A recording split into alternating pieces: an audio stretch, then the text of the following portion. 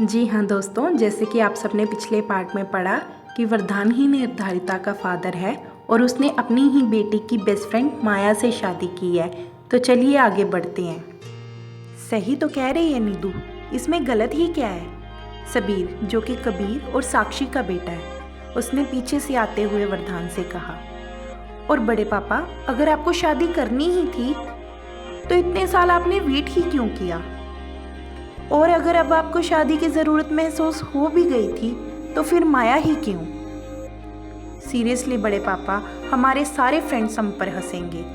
आज तक, जो कि आस्था और श्लोक का बेटा है, उसने भी वरदान की तरफ देखते हुए उससे ये बात कही। आखिर इस उम्र में अपनी ज़रूरतें छुपकर भी तो पूरी की जा सकती हैं। मैं कहता हूँ यूँ ढिंढोरा पीटने की ज़रूरत ही क्या है। आज तक हद है नहीं या हद में रहते नहीं? वरदान ने गुस्से से आज तक की तरफ देखते हुए कहा। बकवास बंद करो तुम सब अपनी अपनी, अरविंद ने गुस्से से चिल्लाते हुए कहा। सबीर, आज तक तमीज़ नहीं है तुम्हें बड़ों से बात करने की? बट दादू, सबीर ने कुछ कहना चाहा, मगर अरविंद ने एक ही दबके से सबको वहाँ से भगा दिया। दफ़ा हो जाओ सब अपने अपने कमरों में, इससे पहले कि मैं। अरविंद को गुस्से में देख सब वहाँ से 9-2-11 हो गए। करीब रात के 12 बज रहे होंगे। छत पर बैठा अकेला वरदान चांद की तरफ देख रहा था। कॉफ़ी, कबीर ने पीछे से कॉफ़ी का मग वरदान की तरफ बढ़ाते हुए कहा। वरदान ने कबीर के हाथ से कॉफ़ी का मग ले लिया। थोड़ी देर खामोश रहने के बाद कबीर ने वरदान से कहा, चल अब बता भी, क्या बात है, क्यों परेशान है तू? वरदान ने कबीर की तरफ देखते हुए कहा, तुझे किसने कहा मैं परेशान हूँ? किसी का तो पता नहीं वरदान, मगर मैं तुझे बहुत अच्छे से जानता हूँ। अगर तू परेशान ना होता तो इस वक्त अपने रूम में बैठकर आराम से कोई नोवेल पढ़ रहा होता। तुम बिना वजह इतना सोच रहे हो कबीर। मैं परेशान नहीं हूँ, आई एम फाइन। सब जानते हैं वरदान, तुम नीदू से बहुत प्यार करते हो। तुमने बचपन से ही उसे अकेले उसकी ख्वाहिशों के साथ बड़ा किया है। उसकी हर छोटी बड़ी बात मानी है। उसने जो भी कहा आज तक तुमने सिर्फ वही किया। लेकिन अब जब तुमने नीदू के ना चाहते हुए भी माया से शादी कर ली है तो नीदू का गुस्सा होना भी तो लाजमी है, और इस गुस्से को भी तुम्हें ही झेलना है। पर पता नहीं कबीर और कितनी देरी ये सब। वरदान की बात पूरी होने से पहले ही कबीर ने वरदान के कंधे पर हाथ रखते हुए कहा, तुम नीदू की फिक्र मत करो, वो जल्दी मान जाएगी। वरदान, वो किसी से भी नाराज़ रह सकती है, मगर तुमसे नहीं। रिलैक्स, सब ठीक हो जाएगा। Don't you worry about him. वरदान ने कॉफ़ी का सिप लेते हुए कहा। I hope so Kabir. Well, अभी हमें चलना चाहिए, रात बहुत ज़्यादा हो चुकी है। कबीर ने अपने बाजू की कलाई पर बंधी हुई वॉच पर टाइम देखते हुए कहा। तुम चलो, मैं आता हूँ। अगले दिन सुबह 9 बजे कॉलेज में सब ड्यूज़ क्लियर करवा रहे थे कि तभी माया की नज़र नीदू पर चली गई। निर्धारिता, माया ने नीदू को आवाज़ देते हुए और रोकने की कोशिश करते हुए कहा। बस माया, मुझे तुम्हारी शक्ल तक भी नहीं देखनी, तो बात करना तो बहुत दूर की बात है।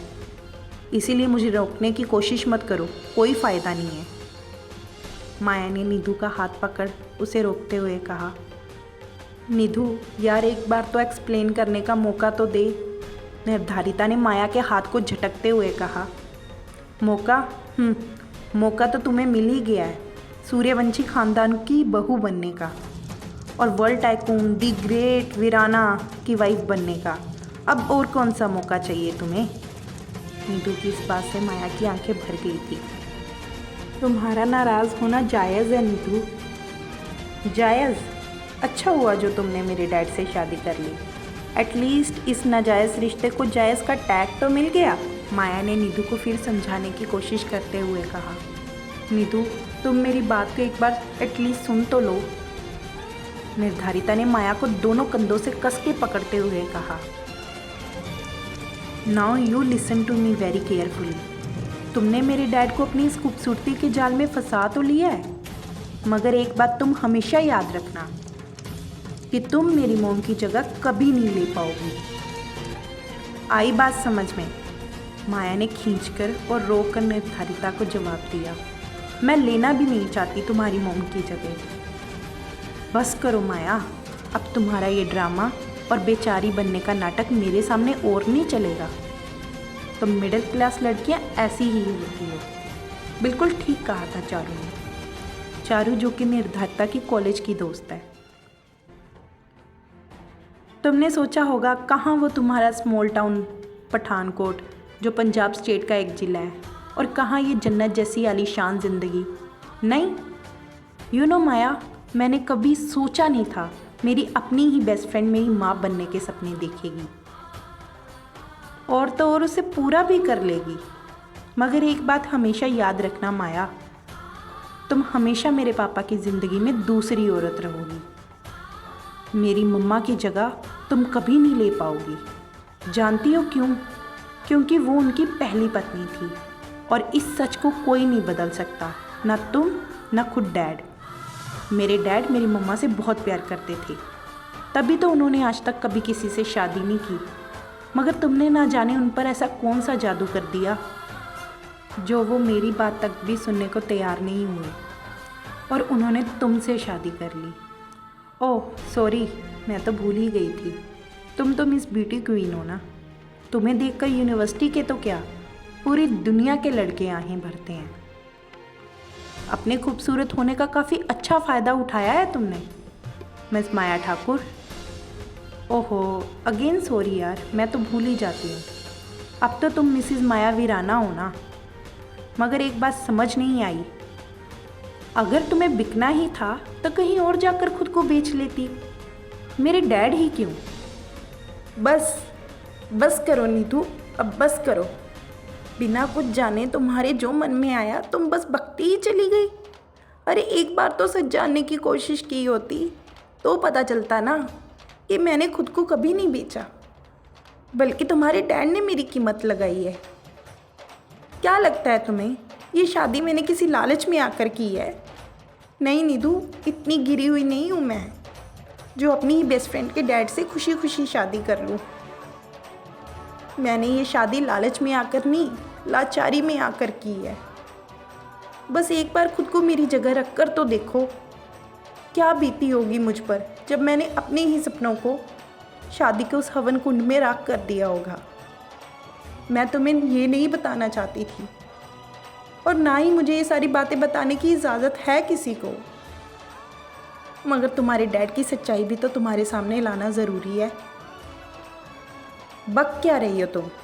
एक तो मेरे पापा से शादी कर ली और अब इल्ज़ाम भी उन्हीं पर लगा रही हो। नीदू ने गुस्से से माया को कंधों से झटकते हुए कहा। बताना मेरा फ़र्ज़ है नीदू, और सुनना या ना सुनना तुम्हारी मर्ज़ी। मगर एक बात बताओ, बेस्ट फ्रेंड है ना हम, तो क्या मुझे इतना भी नहीं जानती तुम? क्या सच में तुम्हें ऐसा लगता है कि मैं ऐसा भी कुछ कर सकती हूँ? मैं भी इस रिश्ते में नहीं रहना चाहती, मगर तुम्हारे डैड की ज़िद और पहुँच के बारे में तो तुम अच्छे से जानती हो। तुम्हारे डैड ने मुझे ये बात किसी को ना बताने की धमकी दी है। आखिर तुम ही बताओ, अपनी फैमिली को मैं कैसे सड़कों पर देख लूँ? जो बेटी उनके कल का सुनहरा भविष्य बनना चाहती है, वो उनकी आज की बदनामी कैसे बन जाए? नीतू ने माया की तरफ हैरानी से देखा। क्या तुम सच में सच कह रही हो? क्या तुमने सच में ही शादी अपनी मर्जी से नहीं की? माया ने नीतू के दोनों कंधों को प्यार से पकड़ते हुए कहा। नहीं नीतू, तुम बताओ, मैं ऐसा क्यों करूँगी? क्या तुम्हें सच में लगता है कि मैं पैसों के लिए ऐसा कुछ कर सकती हूँ? अगर नहीं तो फिर मेरी और क्या वजह हो सकती है तुम्हारे डैड से शादी करने की? अरे मैं तो खुद इस रिश्ते से आज़ादी चाहती हूँ। निर्धारिता ने अपनी आंखें साफ की और माया से कहा। तो ठीक है माया, अगर मैं तुम्हारी बात को मान लूँ तो तुम्हें मुझसे एक प्रॉमिस करना होगा कि तुम मेरे डैड की लाइफ में मेरी मम्मा की जगह कभी नहीं लोगी। माया ने एक उलझन भरी नज़र से नीतू की तरफ देखा। मतलब? मैं तुम्हारी बात समझी नहीं। क्या कहना चाहती हो? साफ साफ बोलो नीतू। निर्धारिता ने माया के दोनों कंधों को थोड़ी मजबूती से पकड़ते हुए कहा। मतलब कि तुम मेरे डैड को खुद के कभी क्लोज नहीं आने दोगी और बदले में मैं तुम्हें उनसे इस रिश्ते से आज़ाद करवाने में तुम्हारी मदद करूंगी। बोलो मंजूर है? माया ने हाँ में सिर हिलाते हुए कहा, एक शर्त पर। अगर नीतू तुम मुझसे पहले की तरह बात करोगी, पहले की तरह ही मेरी बेस्ट फ्रेंड रहोगी। मैंने इन कुछ दिनों में बहुत कुछ खोया है, मगर अब तुम्हें नहीं खोना चाहती। नीतू ने माया को हाँ में इशारा किया। ठीक है माया। माया ने नीतू को गले लगाते हुए सोचा, चलो अभी कुछ तो बचा है मेरी ज़िंदगी में। फैमिली ना सही, बेस्ट फ्रेंड ही सही। नीतू ने माया को गले लगाए हुए माया से कहा, माया एक और बात, डैड को बिल्कुल पता नहीं चलना चाहिए कि मेरे और तुम्हारे बीच सब सॉर्ट आउट हो गया है और मुझे उनके और तुम्हारे रिश्ते के बारे में सब पता है। तुम सही कह रही हो नीतू। अगर तुम्हारे पापा को पता चल गया कि मैंने तुम्हें सब बता दिया है तो पता नहीं मेरी फैमिली का क्या होगा। निर्धारिता ने फ़ोन में टाइम देखा और माया से कहा, अच्छा आप क्लास में चलें, लेट हो रहा है। माया ने हल्का सा मुस्कुराकर नीतू को ओके बोल दिया और दोनों क्लास में चली गई।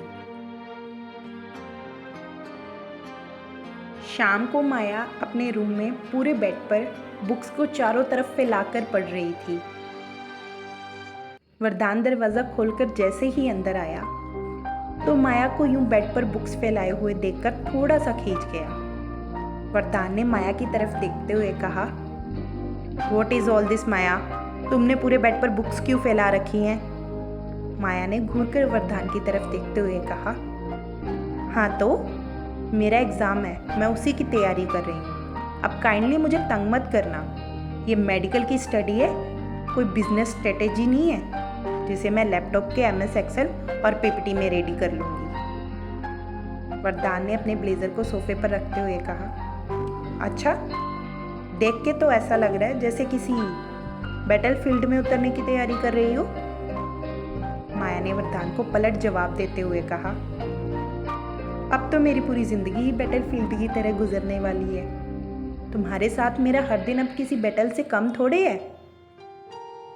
वरदान ने अपने ट्राउज़र की पॉकेट्स में हाथ डालते हुए कहा, best of luck for your exams. No thanks, मुझे तुम्हारे बेस्ट ऑफ लक की कोई ज़रूरत नहीं है। बस अब मुझे पढ़ने दो, 5 दिन बाद मेरे एग्ज़ाम स्टार्ट है। माया की बात सुनकर वरदान बिना कुछ कहे खुद ही रूम से बाहर चला गया। माया अपनी सारी परेशानियों को एक तरफ रखकर दिन रात बस एग्ज़ाम की तैयारियों में डूब गई। अब ना उसे खाने का पता था और ना सोने का होश। रात को जब वरदान रूम में लौटा तो माया वहीं बेड पर बुक्स के बीच ही सो चुकी थी। पढ़ते पढ़ते शायद उसकी आंख लग गई थी। वरदान ने बिना आवाज़ किए लाइट ऑफ की और वहीं रूम में लगे काउच पर सो गया। और इसी तरह 5 दिन भी बीत गए। माया और निर्धारिता दोनों ने एग्ज़ाम की खूब तैयारी की थी। माया तैयार होकर नीचे हॉल में पहुंच गई। आज उसके एग्ज़ाम का फर्स्ट डे जो था, वसुंधरा ने माया और निर्धारिता को गुड लक विश किया और दही चीनी खिलाई। देखना दादी, इस बार तो मैं ही टॉप करूंगी, नीतू ने वसुंधरा के गले लगते हुए कहा। वसुंधरा ने नीतू के चेहरे पर प्यार से हाथ रखते हुए कहा, ऑफ कोर्स नीतू, अभी चलती हूँ, लेट हो रहा है, आकर बात करूँगी दादी। वरदान ने सीढ़ियों से उतरते हुए कहा, मुझसे गुड लक लिए बिना ही चली जाओगी नीतू? नीतू बिना वरदान को जवाब दिए जाने लगी तो वरदान ने नीतू का हाथ पकड़ लिया। प्लीज़ नीतू, मुझसे अब तो बात कर लो। आखिर कब तक अपने डैडा से यूं ही नाराज़ रहोगी? वरदान ने नीतू से थोड़ा और पोलाइट होते हुए कहा, आज तक तुमने मेरा गुड लक लिए बिना एक टेस्ट तक नहीं दिया। आज तो फिर तुम्हारे फाइनल एग्ज़ाम स्टार्ट है। क्या मैं सच में तुम्हारे लिए इतना बुरा बन गया हूँ कि तुम मुझसे कोई रिश्ता ही नहीं रखना चाहती? नीतू की ना चाहते हुए भी आंखें भर गई थी। डैड, आप दुनिया के बेस्ट डैड हो। आप तो मेरी स्ट्रेंथ हो। आखिर आपसे कब तक नाराज़ रह सकती हूँ मैं। चलो जल्दी से मुझे गुड लक विश करो, मुझे लेट हो रहा है। वरदान ने नीदू के फोरहेड पर किस किया और उसे विश करके चॉकलेट और पेन दे दिया। This is for you Needu. Thanks dada, इसकी बहुत ज़रूरत थी, मैं इसे ही मिस कर रही थी। ओके डैड, बाय, बहुत लेट हो रहा है। और नीदू जल्दी से एग्ज़ाम के लिए कॉलेज के लिए बाहर खड़ी गाड़ी से निकल गई। निर्धारिता के जाते ही वरदान ने एकदम से पीछे मुड़ा और माया की तरफ भी पेन और चॉकलेट को आगे बढ़ाते हुए उसे भी बेस्ट विशेस दे दी। माया एकदम से बस वरदान की तरफ देखती ही रह गई, मगर कह कुछ नहीं पाई क्योंकि सब फैमिली वाले वहीं खड़े थे। तो उसे मजबूरी में वो पेन और चॉकलेट लेनी पड़ी। फिर जल्दी से माया भी कॉलेज के लिए जॉइंट वेंचर से निकल गई। तो कैसी लग रही है आपको ये रिश्तों की उलझी डोर? आगे क्या होगा उसके लिए नेक्स्ट पार्ट का इंतज़ार करें। अगर आपको मेरी ये कहानी पसंद आ रही है तो आप मेरे चैनल को सब्सक्राइब कर सकते हैं। तब तक के लिए हर हर महादेव। जय हिंद दोस्तों, जय भारत।